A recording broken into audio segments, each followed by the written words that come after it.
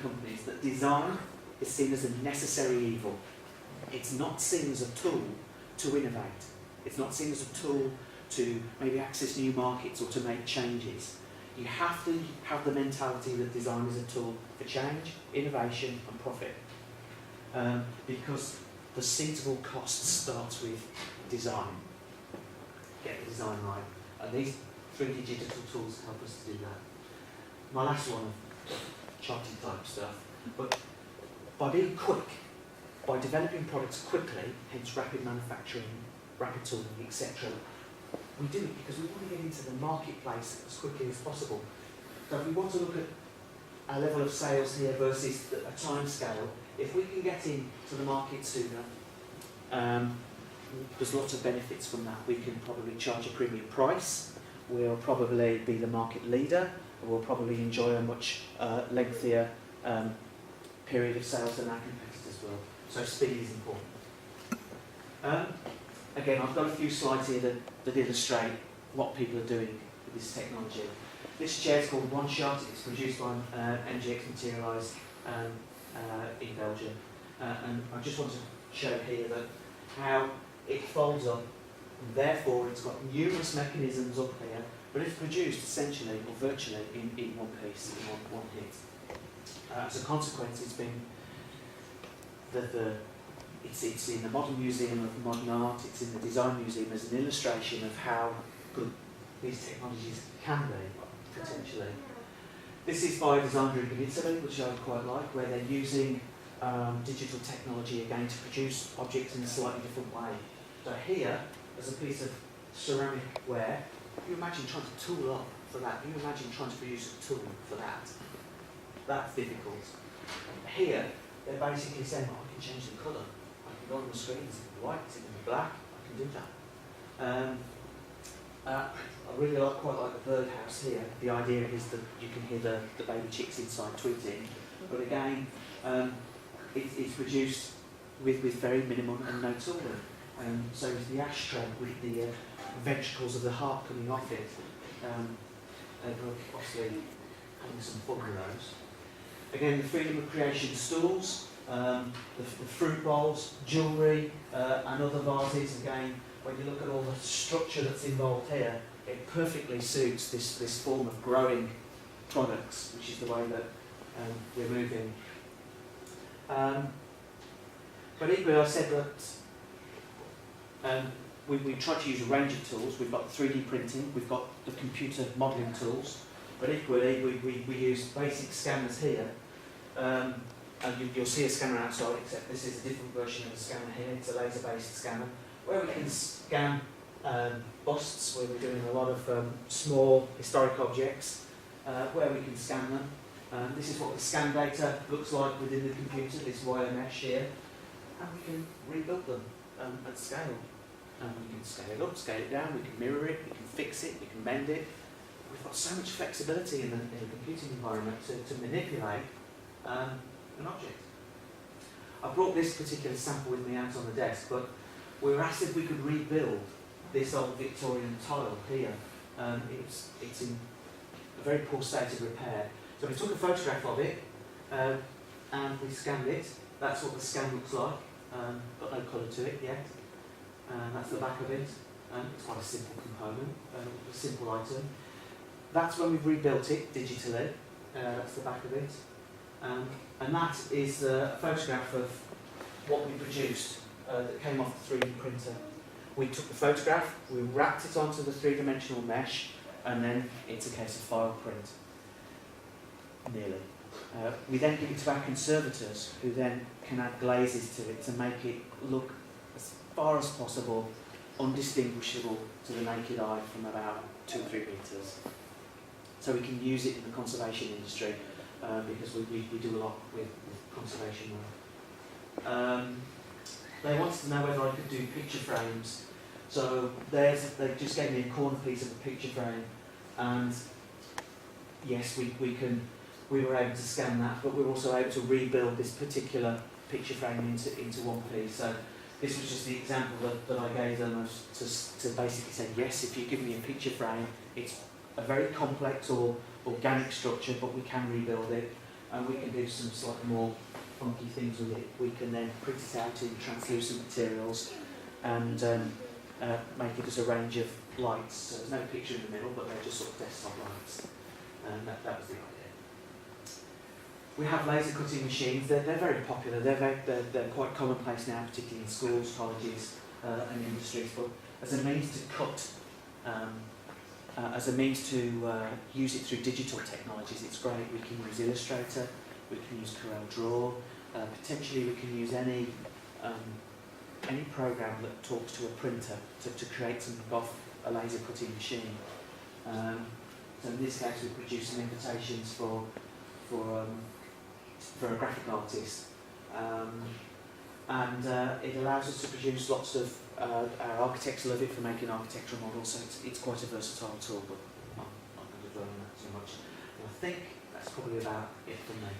It's just a brief summary, an overview that looks at a range of three-dimensional computer-based tools, CAD modelling, 2D-based tools, to either talk to a printer or to either receive information from a scanner so that we can do something with it and produce something. But hopefully you can see some of the benefits as well. Okay?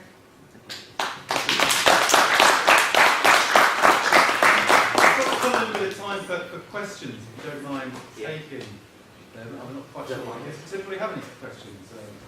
There's probably quite a few, I suspect, basically about what is the magic that does this. But yes, the gentleman's front. Yeah, I'd be interested in knowing more about the kind of companies you work with, commercial companies, in your Louth University. From my experience with the plastic-based rapid prototyping, we tend to do and have done quite a few enclosures. So people are producing widgets or bits and pieces and they need an enclosure for it. And it's traditionally quite expensive to go and get something made or fabricated, and certainly if you want to go down the tooling route. So this process is ideally suited for us to say, okay, well what's your application, how are you using it? So we've produced enclosures for cameras that have been installed onto roller coasters.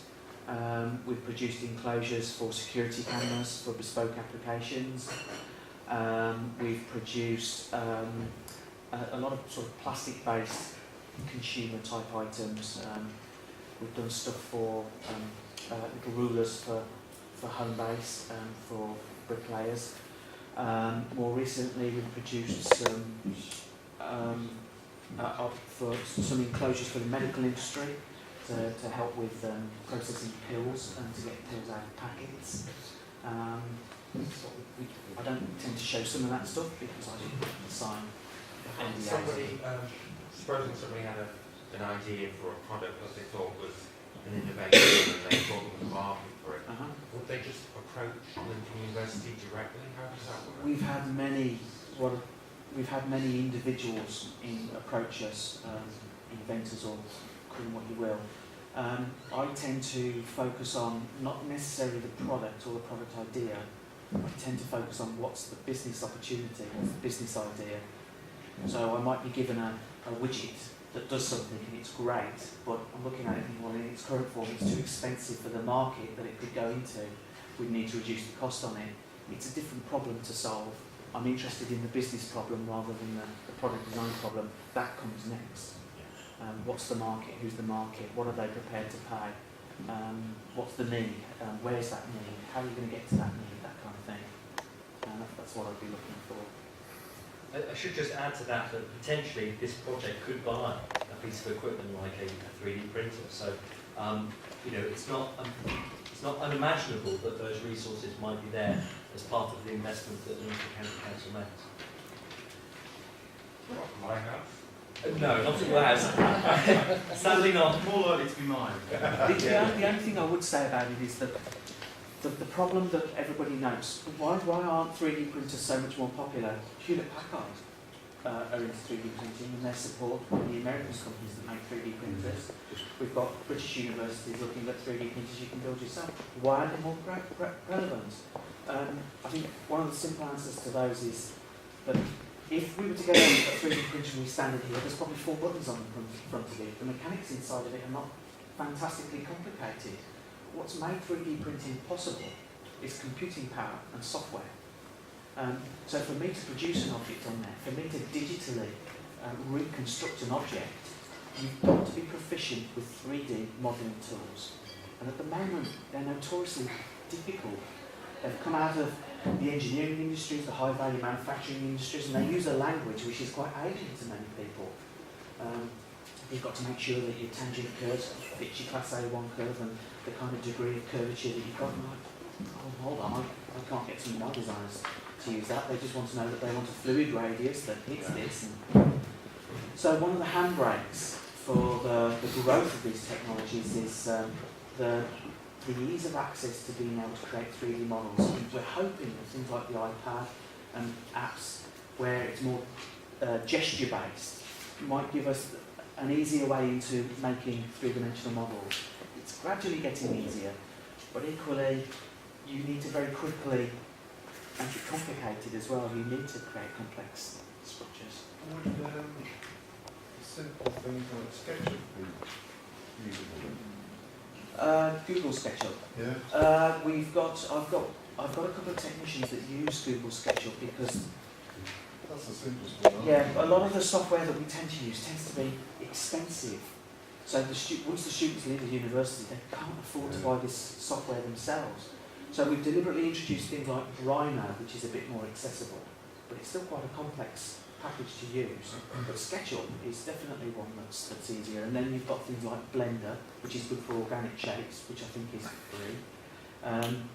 And I'm hoping that things like the introduction of this Cubify 3D printer, they're now asking for people that write apps to help make a three-dimensional design tool that's app-based.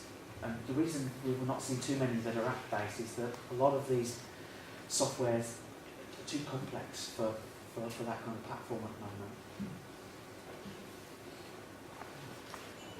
You spoke a lot about benefits. What are the disbenefits? Are you limited by the size of the printer or the materials that you can use in the printing process? Yes, there are a number of disbenefits. One of them would be the palette of materials that's open to you with a 3D printer. At the moment, you can use quite a number of plastics, ceramics, metals. You've got quite a nice choice. But it's certainly not as big as the traditional manufacturing environment and their access to a range of materials. The other disbenefit quite clearly is volume. These machines are excellent at producing 1 or 2 or 3 or 4 off. They're not very good at producing 50,000, 200,000 or X million off.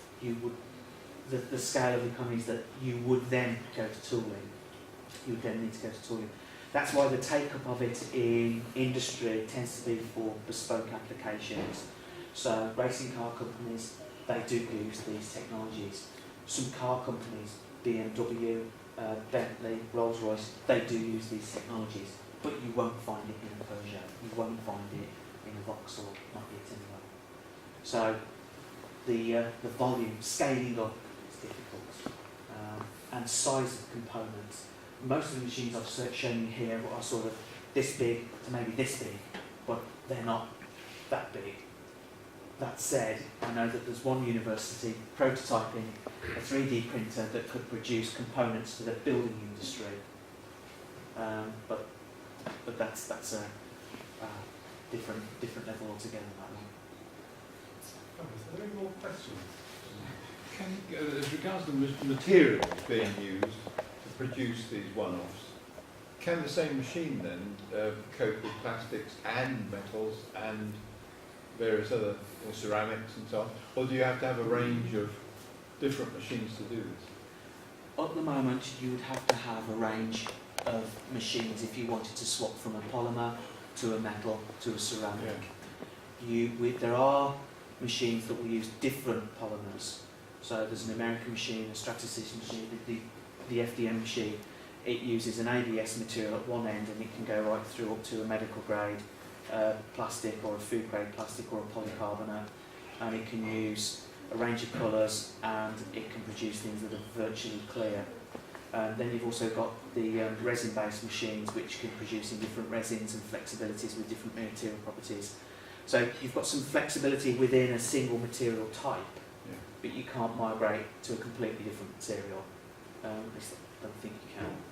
So do you see over the sort of short-term future that the materials used in industry are going to start to get reduced down to suit the things that the prototypes can be made in, or will, when they tool up for mass production, they can go back to more traditional materials? There's always a process of rationalisation, definitely, but they're trying to broaden the palette of materials, and they're trying to broaden the properties that that these materials can deliver, and they're also trying to improve some of the colours and the finishes, and also translucent materials or virtual clear materials. There's been a lot of progress in that area. So it's the palette, its properties, what it can and can't do, it's developing. It will develop.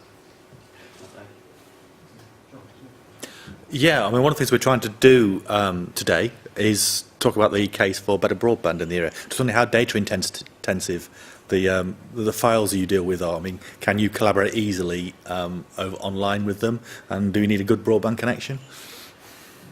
If you're dealing with 3D scanning, it's a pig, because the 3D scanner, even the one that we've got, which is quite a simple machine that deals in objects that are around about so size, I can quickly generate a file that's 50 to 100 megabytes big.